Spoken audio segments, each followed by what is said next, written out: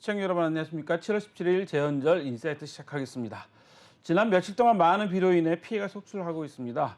산사태나 침수로 인해 인명 피해나 많이 발생해서 사망 및 실종자가 50여 명에 가깝습니다. 기후변화와 개발에 따른 재난이 커지면서 앞으로는 대비를 지금까지와는 전혀 다른 방식으로 준비해야 되겠다는 생각이 들어갑니다. 자, 오늘은 세종대 경영학부 김대중 교수님 모시고 이슈 이야기 한번 나눠보도록 하겠습니다. 교수님 안녕하세요. 예, 안녕하십니까. 네. 교수님 비 많이 와서 걱정 안 하셨습니까?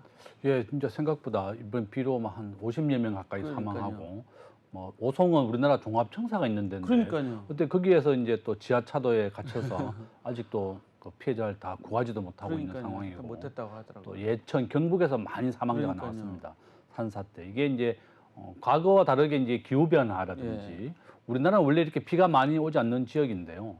이렇게 갑자기 비도 많이 오고 날씨가 정말 급변하게 됐고 또 그 오송 같은 경우는 종합청사를 지으면서 대규모 개발을 하게 되었고 그렇죠.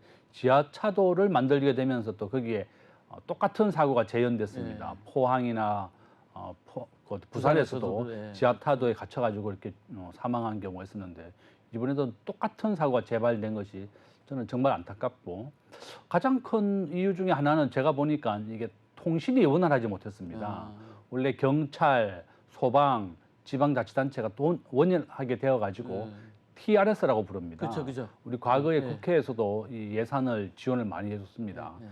통신이 원활하게 되면 이렇게 홍수가 물이 넘친다 이런 통보를 하게 되면 지방자치단체가 경찰과 원활하게 해서 길을 막았어야 되는데 길을 막지 않으니까 그 버스까지도 그 길을 통과해서 들어가는 바람에 정말 큰 인재다. 진짜 사람이 사전에 막을 수 있는 사고였는데 못 막은 것이 가장 안타깝고 정말 이런 것이 반복되는 걸 정말 막을 수 없을까 저는 진짜 큰 고민입니다. 아, 교수님한테 교수님 경제학 전공이시니까 토목 이야기를 드리기는 좀 그렇긴 하고 제가 보니까 요즘에는 고가도로로 안 만들고 이 교차로를 만들 때 다 지하차도로 뚫어서 만들기 때문에 서울시나 뭐 이런 도심에서도 지하차도가 정말 많이 생겨가지고 조심해야 될 것 같아요. 그래서 저기 경인고속도로도 저쪽 그 신월 IC부터 여의도까지 지하로 뚫어놨고 서부간선도로도 보면 저기 그 금천서부터 이쪽 그 저기 성산대교 바로 앞에까지 다 지하차도로 뚫어놔서 요즘엔 다 그런 현상이어서 과거에는 다 고가도로로 했는데 지금 고가도로 다 철거하는 추세잖아요.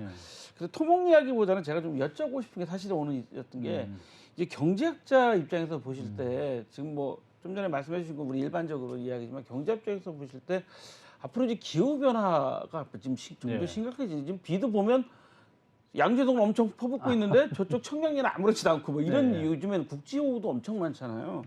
그러면 이제 우리가 이제 경제적으로 준비를 해야 되지 않습니까? 그러면 교수님은 경제학자 입장에서 보실 때 어떤 준비를 좀 해야 된다고 보시는 거예요? 저는 뭐 여러 가지 대책을 준비해야 된다고 생각합니다. 이 경제학의 목적이 공정성하고 효율성인데요. 우리나라 원래 국가 예산은 한 630조 원 정도 됩니다.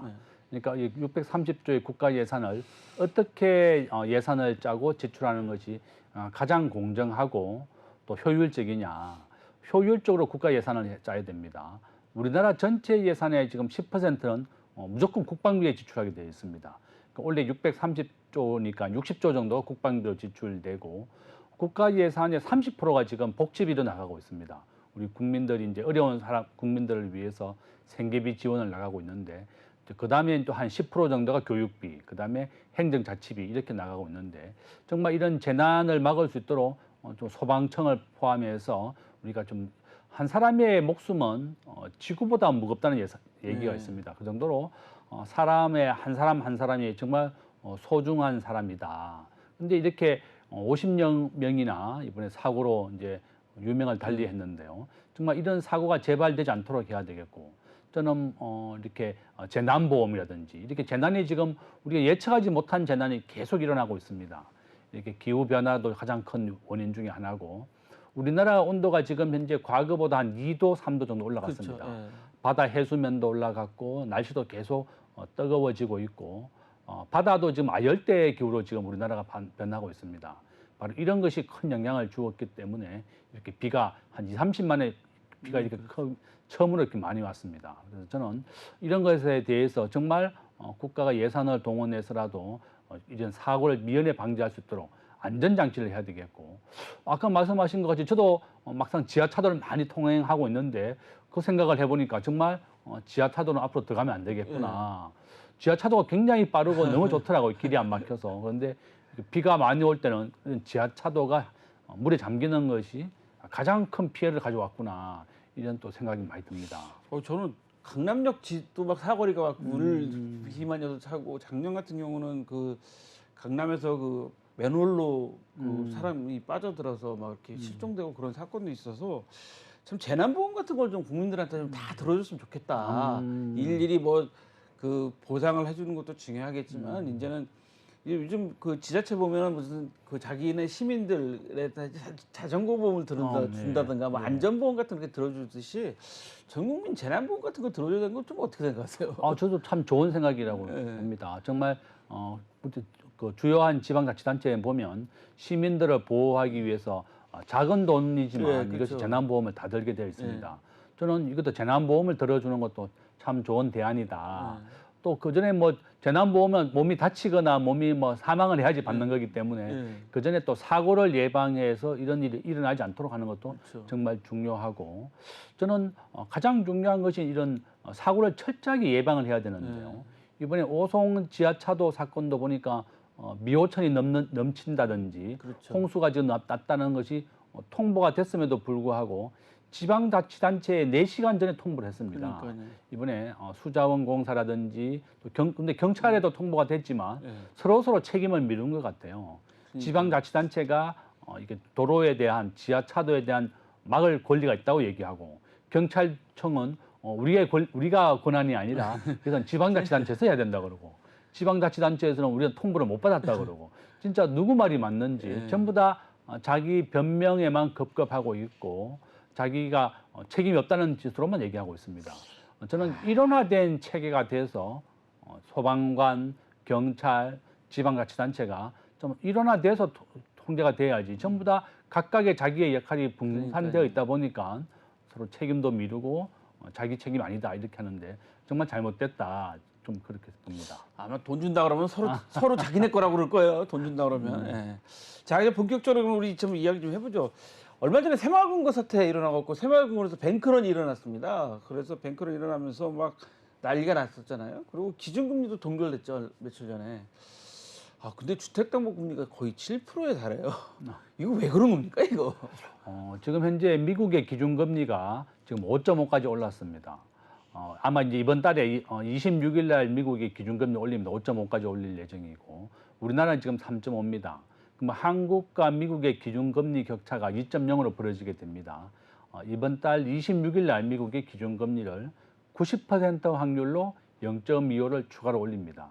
그러면 한국과 미국의 기준금리 격차가 2%로 벌어지게 되고 있고, 미국은 한 번 더 기준금리를 올릴 예정입니다. 네, 그렇죠. 5.75까지 올릴 예정입니다. 미국의 이번에 소비자 물가 6월 달에 3%로 낮게 나왔습니다. 정말 다행스럽고, 미국의 연준이나 한국은행이 목표로 하고 있는 물가 CPI 목표가 2%대입니다. 그러면 거의 목표치에 근접하게 물가가 안정됐다고 보고 있고, 미국의 입장에서는 앞으로 기준금리를 0.25를 두 번씩 더 올려서 5.75를 올릴 예정이기 때문에 이러한 것이 바로 대출금리에 반영이 됐다, 이렇게 볼 수 있습니다. 특히 이번에 새마을금고에서 뱅크런이 일어났는데요. 무려 7조 원이 빠져나갔습니다. 새마을금고는 작년 말 기준으로 총 수신잔액이 한 285조 원 정도 됩니다. 우리나라에서 4,000개에 대한 지점을 가지고 있기 때문에 농협 다음으로 지점이 많습니다. 저는 새마을금고라고 하는 것은 1960년도에 우리가 상호부조, 서로 일손 돕기를 위해서 만든 것이 바로 새마을금고였습니다. 그런데 이제 이런 이유 때문에 새마을금고는 보면 항상 동사무소 옆에 이렇게 시장에 있거나 그렇죠. 예. 그래서 상호부조나 일손 돕기를 시작으로 해서 새마을금고가 출범된 것이 지금은 직원 수가 3만 명이 넘고요.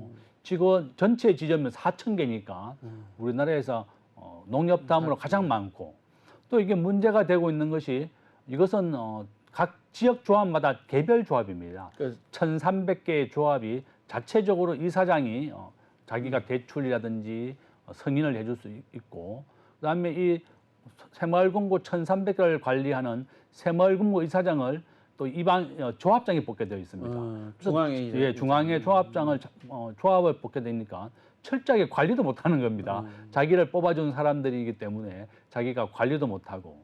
현재 새마을금고는 파는 상품 딱 세 가지 있는데요. 예금, 적금, 보험입니다. 이 세 가지 상품을 팔고 있고, 이 사람들이 전체 예금이나 적금의 딱 5%만 새마을금고 중앙에 예치를 합니다. 나머지는 자기가 마음대로 대출해 줄 수 있습니다.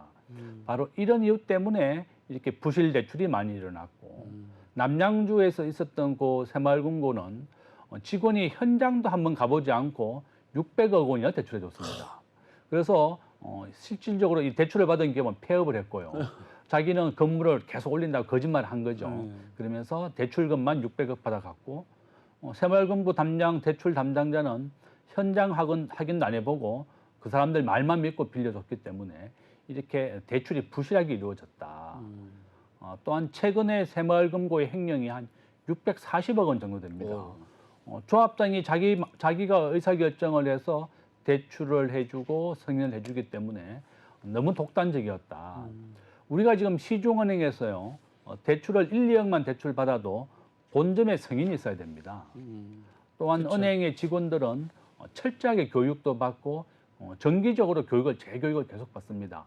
윤리교육부터 해서 금융교육, 파이낸셜 자격증, 계속 자격증이나 관련 자격증을 취득해서 철저하게 교육하고 인재를 육성하는데, 새마을금고는 이제 조합장이 직원들도 마음대로 뽑을 수도 있고, 또 4,000개나 되니까 새마을금고 중앙에도 제대로 역할을 못하고 있고, 이런 이유 때문에 연체율이요, 지금 프로젝트 파이낸싱에 대한 새마을금고 연체율은 10%까지 올라갔고, 그다음에 일반 대출은 지금 거의 7%에 육박합니다. 우리가 시중은행의 연체율 0.3%입니다. 시중은행의 20배가 넘는 것이 바로 새마을금고의 연체율이다. 저는 정부가 너무나 다급하니까 예금자 보호법에 우리가 5천만 원까지 예금 그렇죠. 보호를 해줍니다. 원금과 이자를 합쳐서 5천만 원까지 보호해 주는데, 새마을금고가 두 개가 부실하게 되니까 합병을 시켜버리거든요.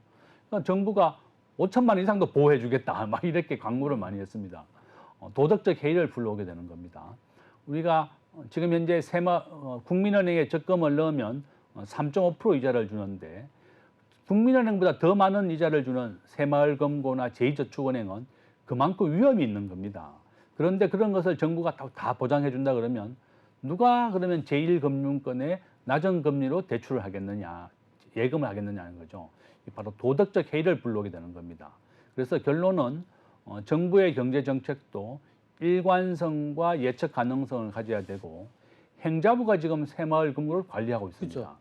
행자부 공무원 10명이 일반직 공무원들입니다. 전혀 금융에 대해서 모르는 사람들이 이렇게 순환보직으로 몇 년씩 관리를 하다 보니까 1년에 한 번씩 정기감사밖에 안 합니다.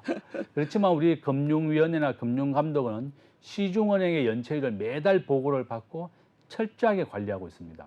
그래서 이번 기회에 새마을금고에 대한 관리 주체도 행안부에서 이번에 금융위원회로 바꿔야 된다, 이렇게 또 말씀을 드립니다.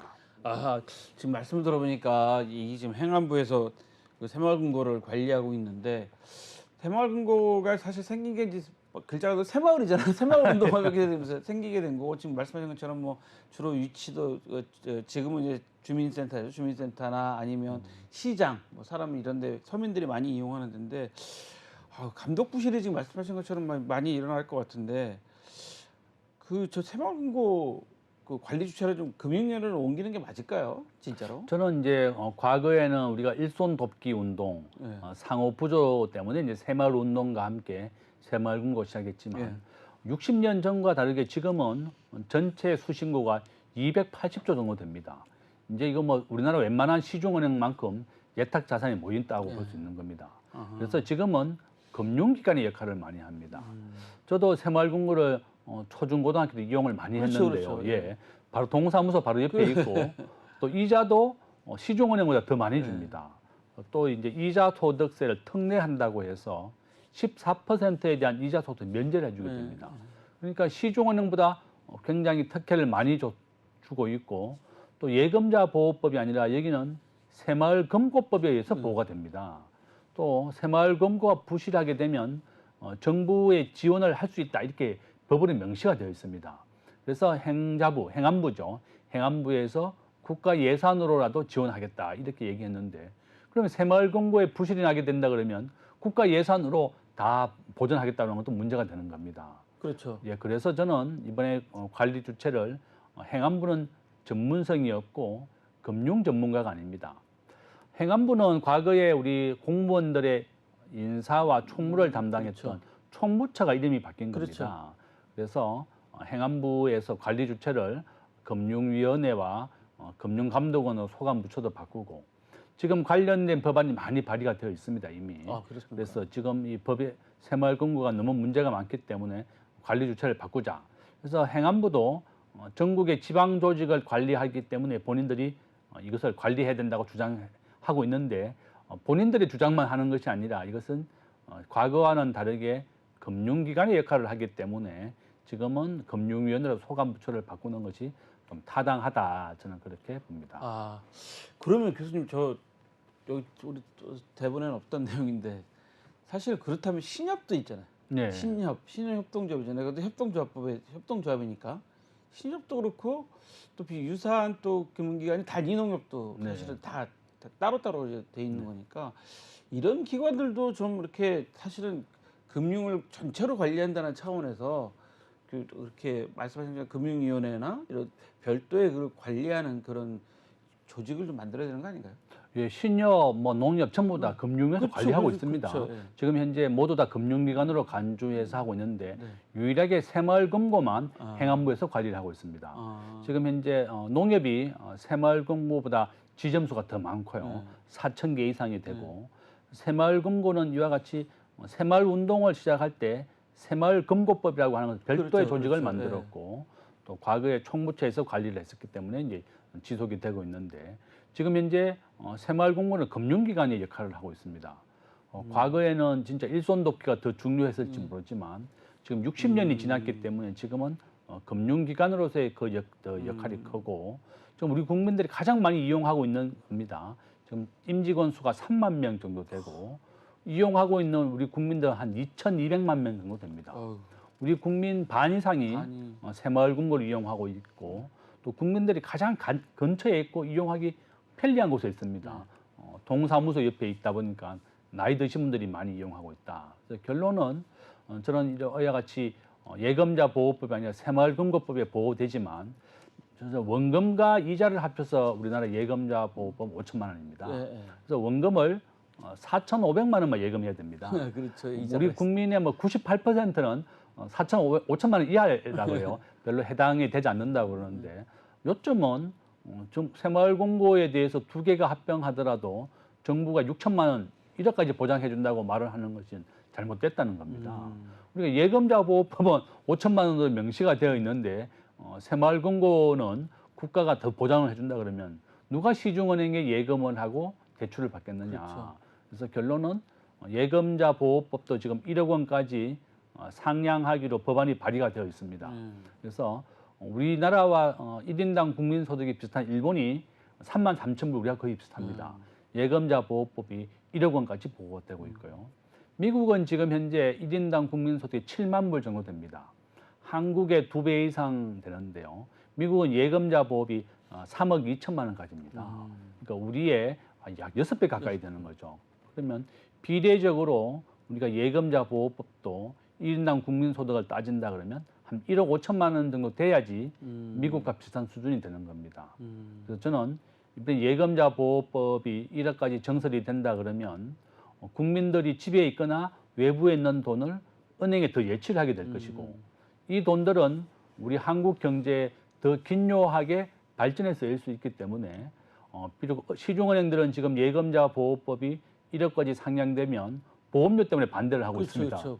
보험료가 중요한 것이 아니라 우리 경제에 투입이 되고 경제에 활용된다 그러면 더 밑거름이 되기 때문에 더 중요하다. 그래서 예금자 보호법도 이력으로 상향이 돼야 되겠고 새마을금고에 대한 관리 주체도 금융위원회로 바꿔서 이런 문제가 재발하지 않도록 하는 것도 저는 필요하다 이렇게 봅니다. 새마을금고 이야기 좀 의견을 좀 들어봤고요. 또 하나는 저희들 그 미국 그 기준금리 우리나라 기준금리 동결에 따라서 지금 우리나라 금리가 올라가고 있는 이유를 좀 우리 교수님한테 좀 말씀 들어봤습니다. 시간이 지금 점점 빨리 가고 있는데 교수님 그럼 제가 요즘 뉴스를 보니까 마지막 질문 하나 드려보면 부동산 시장이 점점 양극화되고 있는 것 같아요. 소위 말하는 강남 3구, 그다음에 노도강. 네. 근데 뉴스를 보니까 강남 3구는 좀 더 이제 다시 뭐랄까 하락 국면에서 다시 이제 상승 측면이 되는데 노도강은 다시 또 떨어지고 있다고 네. 뭐 그렇게 하고 있더라고요. 거기다 또 서울하고 지방은 더 격차가 심해지고 뭐 오늘도 오늘 아침에도 뉴스를 보니까 울산 어디에서는 뭐 아예 분양이 안 돼가지고 지금 분쟁이 일어나고 있다고 그러는데 어떤 문제가 있다고 좀 보시는 거예요? 저는 이제 우리가 2008년도의 경험을 본다 그러면요. 당시에 리먼 브러더스 사태인데 부동산 하락이 2008년에 사고가 났지만 2012년까지 이어졌습니다. 거의 한 4, 5년 정도 이어졌는데 지금 현재 우리나라 부동산 가격이 한 20% 하락했습니다. 지금 항상 주식이나 부동산이나 항상 블루칩을 사라. 가장 좋은 지역을 사라 이런 말이 있습니다. 지금 현재 서울의 강남 3구, 강남구, 서초 이런 주요한 지역에서는 93%까지 왔습니다. 우리나라에서 부동산 시세가 가장 좋았었던 것이 2022년도 상반기인데요. 지금 상반기 시점에 93%까지 따라왔고 그다음에 서울에 있는 강북 지역은 지금 현재 한 83%까지 왔습니다. 지방은 아직도 좀 더 밑으로 하락해 있죠. 전체 우리나라 국민이 한 5천만 명 정도 되고 있고요. 수도권에 한 2,500만 명 정도가 모여 살고 있습니다. 그래서 요점은 서울의 주요한 지역, 서울에는 아파트 가격이 다시 오르게 되어 있습니다. 우리가 부동산 시세를 지금 지난 한 50년간 분석을 해보면 90% 확률로 상승을 했습니다. 왜냐하면 우리나라 인구는 5천만 명이고 좁은 국도에 모여있기 때문에 인구 밀도가 굉장히 높습니다. 그래서 서울과 수도권은 계속 인구가 증가하게 될 것이고 우리나라 단독 세대주가 전체 국민의 30%입니다. 앞으로 10년 동안은 40%까지 더 증가할 겁니다. 그러니까 그렇게 걱정하지 마시고 서울 지역만큼은 90% 확률로 계속 오르게 되어 있다. 또 지방에서는 가급적이면 거주의 목적으로만 하시고 투자의 목적으로서는 서울에 하는 것이 또 필요하다. 또 이렇게 말씀을 드리겠습니다. 아하, 우리 교수님한테 오늘 한 가지 잘 배웠습니다. 수도권에 집중되어 있기 때문에 아무래도 서울에 좀 더 안전하다는 말씀 드렸습니다. 자, 오늘 말씀 여기까지 듣겠습니다. 오늘 나와주신 세종대학교 경영학부 김대중 교수님이셨습니다. 감사합니다. 저희는 잠시 후 2부에서 다시 찾아뵙겠습니다.